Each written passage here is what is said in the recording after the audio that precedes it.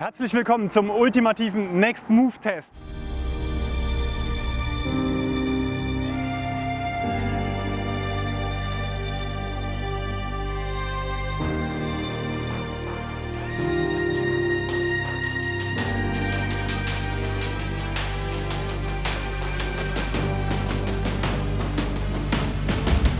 Ultimativ deswegen, denn heute geht es um Taycan am Limit.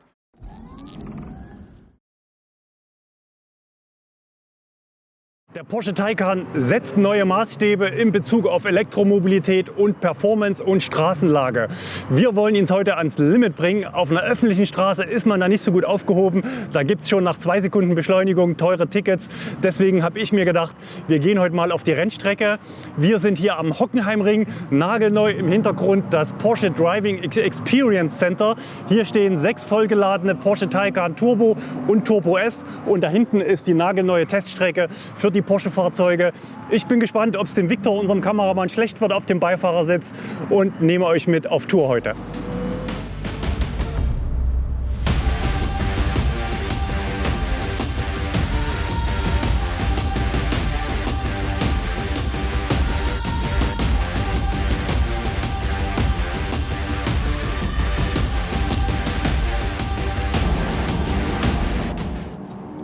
So, wir sind hier im ersten Stock im Porsche Experience Center. Hier ist das Restaurant. Gab es eben auch noch eine Kleinigkeit zu essen und von hier hat man einen wunderschönen Blick auf die Strecke. Zum einen haben wir hier unten die 6 Ladestationen und die 6 Taycans wie auf dem Präsentierteller und im Hintergrund die Strecke auch mit Höhenprofil, viele enge Kurven, angeschrägte Kurven. Bin ich super gespannt. Helm konnte ich eben abgeben, brauchen wir doch nicht. Wir dürfen ohne Helm fahren. Gleich geht's los. Genau, ich trete die Bremse und würde dann jetzt gleich, wenn wir dann bereit sind, Gaspedal voll durchtreten, Bremse lösen und dann fliegen wir los. Gut, bin bereit. Ja? So, wir testen die Launch Control. Auto wird vorgespannt. 0 auf, wie schnell fahren wir? Ich denke so 120. 120 sind so 150 Meter vielleicht und dann gibt es eine Vollbremsung, eine fast Vollbremsung. Auf geht's.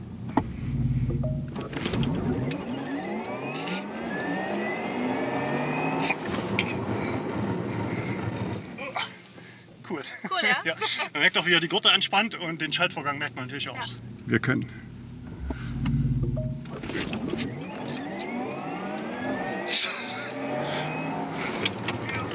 Und alles kommt geflogen. Geil. Und wieder ist mir schlecht. Und los.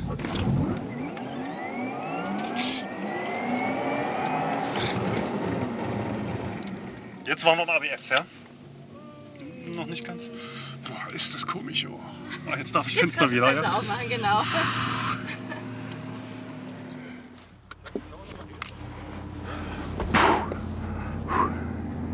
Ich weiß nicht, tauschen wir? Soll er auch mal mitfahren? Oder So, das Ganze nochmal von draußen. Der Victor darf. Überlebe ich das? wie achterbahnaffin bist du? Ich war noch nie auf solcher Strecke, auch nie in Porsche, also keine Ahnung. Okay, cool. Dann kriegst du jetzt das Nonplusultra. Du bist bereit? Ja. Alles klar.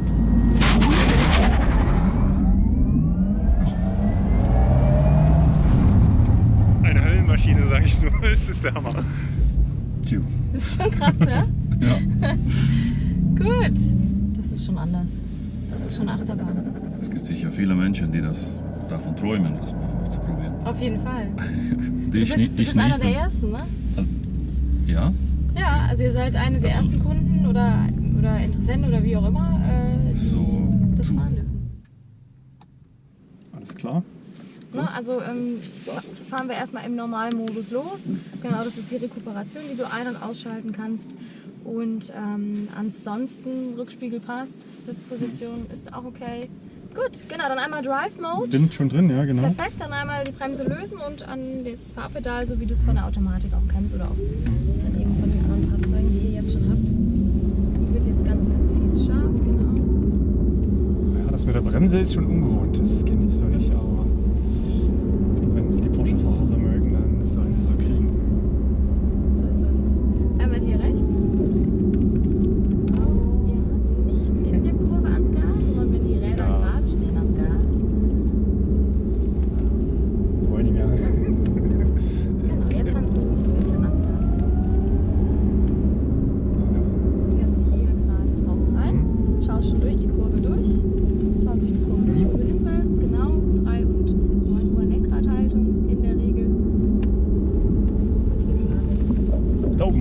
Genau. So tricky die Kurve, ne? Die erst wenn die Räder gerade sind, nachher auf die Geraden.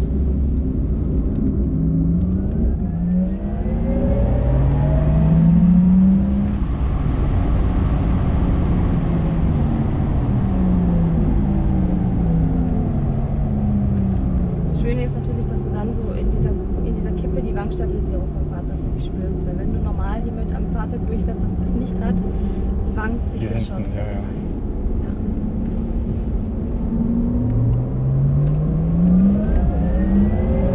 Das ist schon geil, dieser Schaltvorgang nochmal. Wie er da den Gang wechselt. Also minimalste Verzögerung, ja, man merkt da schon was, aber nicht so, dass es einem als nachteilig auffällt. Und die Direktheit ist einfach ist schon wie auf Schienen. Ja. Schade, dass es nicht regnet.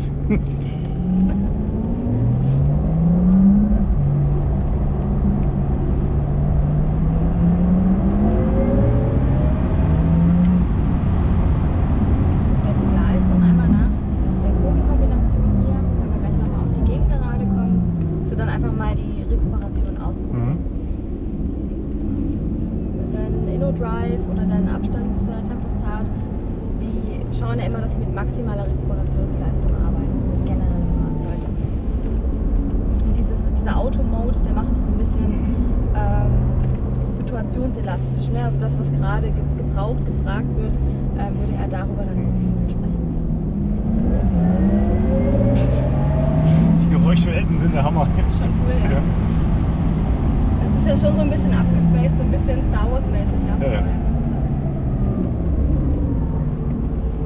Also man hat auch immer das Gefühl, dass hier noch ganz viel Luft ist nach oben, wenn man, Ja. wenn man hier fährt.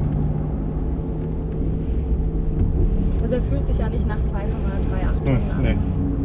Das ist ja schon irgendwie eher weniger gefühlt. Mal so ein bisschen Man hat safe. gelinkt, dann gehe ich vorbei, ja.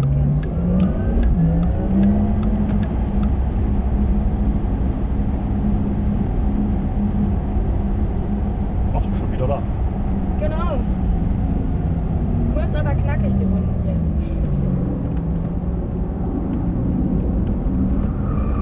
Ah, Bisschen untersteuern. das gibt's also doch. Ich dachte ja, man schafft es gar nicht, dass es irgendwann mal quietscht.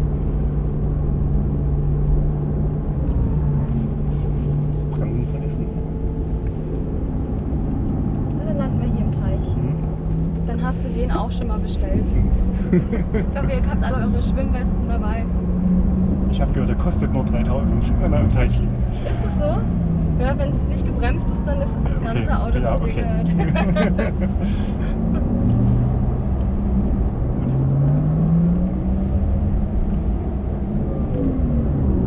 Der macht ja auch beim Bremsen die Geräusche, ja? Ja.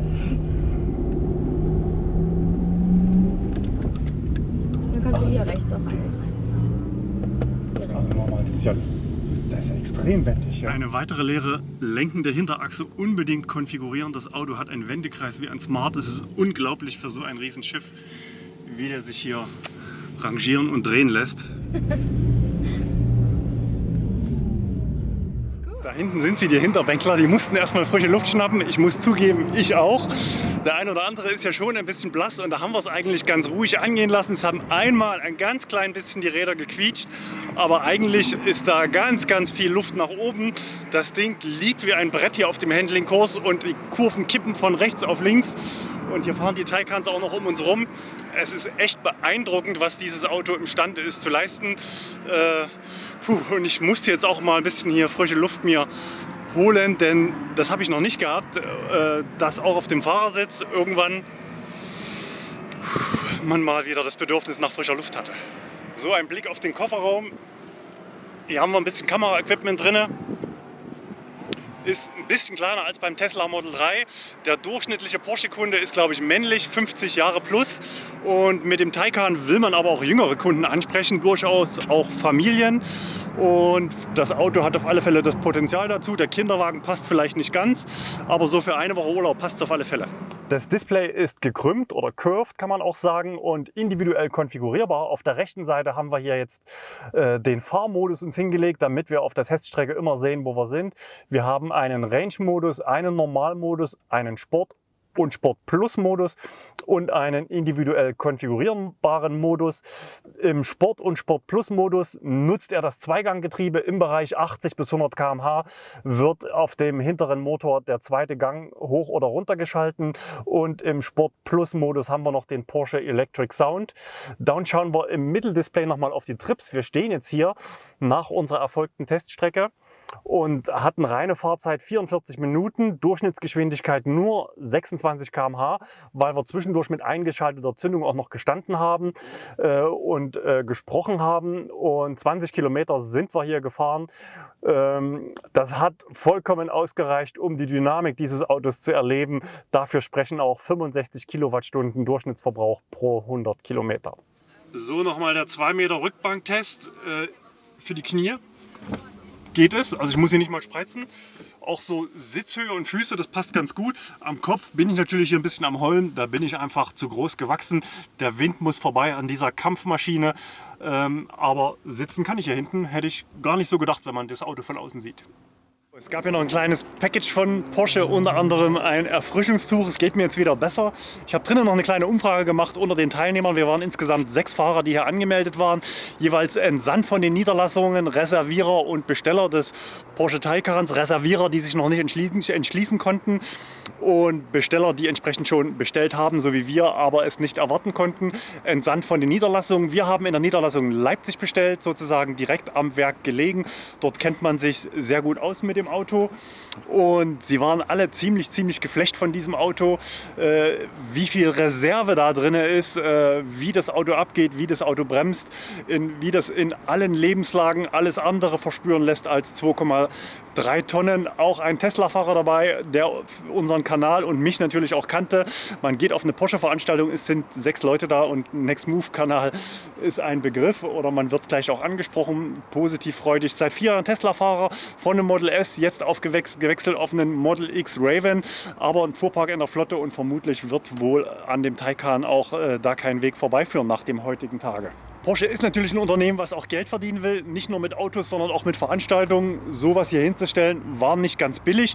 2020 startet man regulär auch in Fahrevents, wo ihr also auch so eine Fahrevents mit dem Taycan buchen könnt. Auf der Homepage des Porsche Experience Centers auf dem Hockenheimring findet ihr entsprechend Hinweise, wann diese Veranstaltungen stattfinden. Ich glaube, aktuell ist noch kein Terminkalender online, aber wenn dann im Januar die Autos vorgestellt werden bei den Händlern und dann auch die ersten Vorführwagen da sind und natürlich auch die ersten Kundenfahrzeuge ausgeliefert sind, dann soll es auch hier losgehen mit regelmäßigen Fahrevents. So, wir sind hier in der ersten Etage. Hier stehen 2 Museums-Porsche. Ein 911er GT98 steht hier dran. 24-Stunden-Rennen ist er gefahren. Wir haben nach beiden Seiten Ausblick auf die Strecke und haben hier eine sogenannte Fitting Lounge. Eben wurde hier noch ein Taycan bestellt. Hier kann man also gemeinsam mit seinem Verkäufer die Konfiguration besprechen, kann verschiedene Sachen sich angucken, das Leder auch mal anfassen, und im tollen Ambiente da draußen ist also die Rennstrecke, und Porsche hat sich wirklich einen guten Platz hier gesichert, wo auch was los war. Heute waren Touristenfahrten, und hier ist gleich das Kiesbett. Zweimal hat es gekracht, also keine Unfälle, aber Autos brauchten Hilfe, um aus dem Kiesbett zur Freude der Schaulustigen hier auch wieder befreit zu werden. Ja, hier kann man also direkt auch mit einem großen Monitor den komplexen Porsche-Konfigurator einmal durchspielen. Und wenn es da noch Fragen gibt, draußen standen auch, glaube ich, 4 verschiedene Taycan-Farben, mehrere verschiedene Innendesigns zur Auswahl, dass man also dann hier an Ort und Stelle sowohl technisch als auch was sozusagen Farben und Anfassen angeht, das komplette Konfigurationserlebnis gleich auch hiermit hat.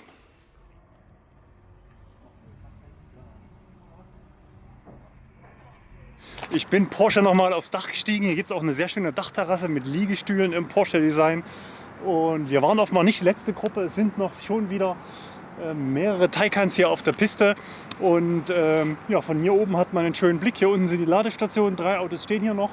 Und da hinten sind wieder 5, 6 Stück am Kreiseln. Und die Touristenfahrten sind schon vorbei. Das heißt, es fahren jetzt noch Taycans. Außerdem Porsche Electric Sound. Hört man jetzt nicht mehr so viel um die Zeit hier auf dem Hockenheimring.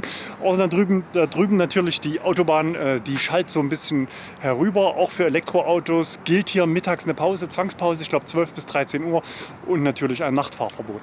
So, ein spannender Tag neigt sich zu Ende. Für mich steht die Heimreise an. War das jetzt ein Porsche-Werbeblock oder nicht? Wir sind hier aus freien Stücken gewesen, Anreise selbst bezahlt, Übernachtung nicht gebraucht. Ich verabschiede mich an der Tankstelle auf dem Hockenheimring.